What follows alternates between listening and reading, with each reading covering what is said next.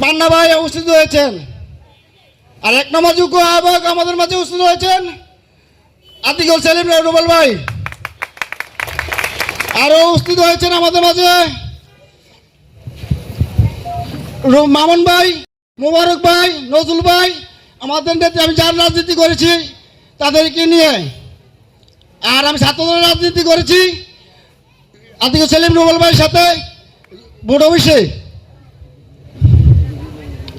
আর আমি যেই স্বেচ্ছাসেবক দলের যেই 31টি দফা আয়োজন করেছে, এই প্রতিটা ঘরে ঘরে এই সব কিছু মেনটেন করে চলবো। আমি দলের সিদ্ধান্ত মেনে চলে।